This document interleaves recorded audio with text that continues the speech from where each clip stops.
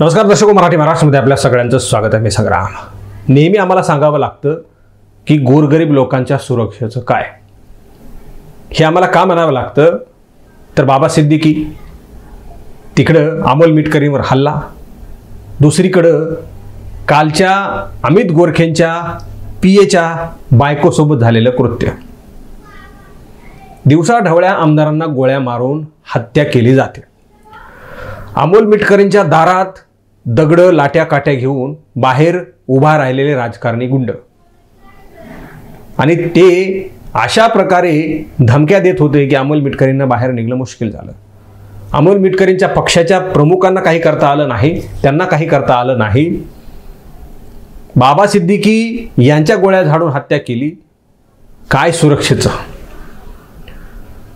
अमित गोरखे यांचे स्वीय सहाय्यक असलेले भिसे यांच्या पत्नी असलेल्या तनिषा भिसे यांना आपला जीव गमवावा लागलेला आहे. जीव गमवणं ही काळीज पिटाळून टाकणारी गोष्ट आहे, आणि त्याहीपेक्षा माणसाला हृदयविकाराचा धक्का बसेल अशा प्रकारचा धक्का म्हणजे सदरील महिलेचा मृत्यू झाल्यानंतर चिमुकल्या 2 मुली या मायेपासून दूर गेल्यात, पोरक्या झाल्यात, अनाथ झाल्यात.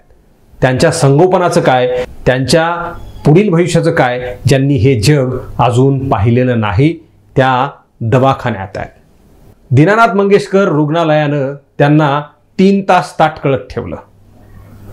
वेळीच पैशाचा विचार न करता त्यांचं सिजेरिंग केलं असतं, डिलिव्हरी केली असती तर कदाचित ती आई, ती माऊली वाचली असती.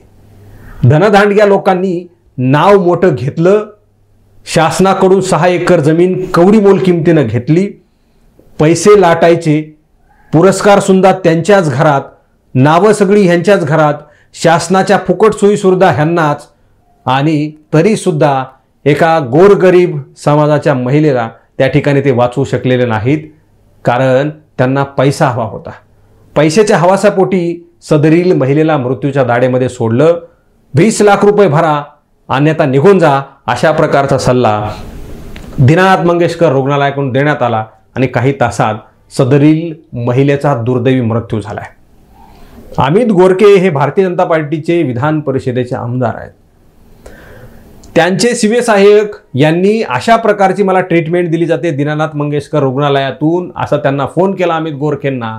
अमित गोरखेंनी रुग्णालय प्रशासनाला बोलून सुद्धा रुग्णालय प्रशासनानं ऐकलं नाही. अमित गोरखे विधान परिषदेचे आमदार आहेत.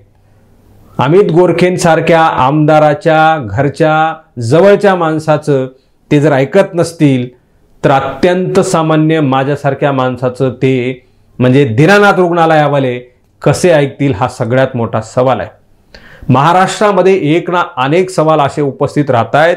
किड्या मुंग्यांसारखे लोक मरत आहेत, ज्यांच्याकडे योजना आहेत, सोयी सुविधा आहेत, ते सुद्धा लोकांचा जीव घेत आहेत. आणि अशा प्रकारच्या दिरंगाई, कुचराई आणि दगडाच्या काळीज असणाऱ्या लोकांना पुन्हा सत्ताधारी सहकार्य करतील, त्यांच्याकडून बाजू मांडून घेतील आणि चौकशी करायला सांगितली, कठोर कारवाई करू, त्यांना सोडलं जाणार नाही, सुट्टी नाही, अशा प्रकारचे स्टेटमेंट मंत्री, आमदार, खासदार देतील.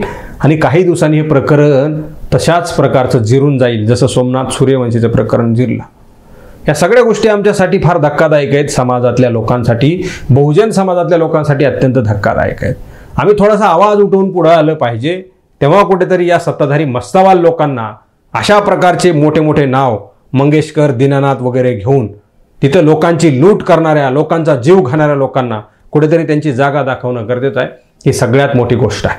दीपक केदार यांनी इशारा दिलाय की सदरील मुलींची 18 वर्षे होईपर्यंत या हॉस्पिटलनं जबाबदारी घ्यावी, आणि नुसती जबाबदारी घ्यावी नाही तर 18 वर्षात जोपर्यंत जो काही 0 to top पर्यंत खर्च लागेल ती रक्कम आत्ताच त्यांनी जमा करावी, अशा प्रकारचा त्यांनी इशारा दिलाय. आणि येणाऱ्या काळामध्ये या सगळ्या गोष्टी जर झाल्या नाही तर पॅन्थर स्टाईलनं त्यांना उत्तर देऊ, अशा प्रकारचा इशारा दीपक केदार यांनी दिलाय.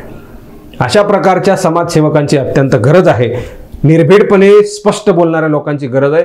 कारवाई झाली पाहिजे आणि कायदेशीर कारवाई झाली पाहिजे, आम्ही पाठपुरावा करतोय. अशा प्रकारच्या पुढचंच स्टेटमेंटला काहीही अर्थ नाही. त्यामुळे बारकाईने लक्ष ठेवून आम्ही असू की काय दीनानाथ मंगेशकरवर कारवाई होते आणि कशा प्रकारचा न्याय पीडित लोकांना मिळतो हे आम्ही पाहणार आहोत. खूप खूप धन्यवाद.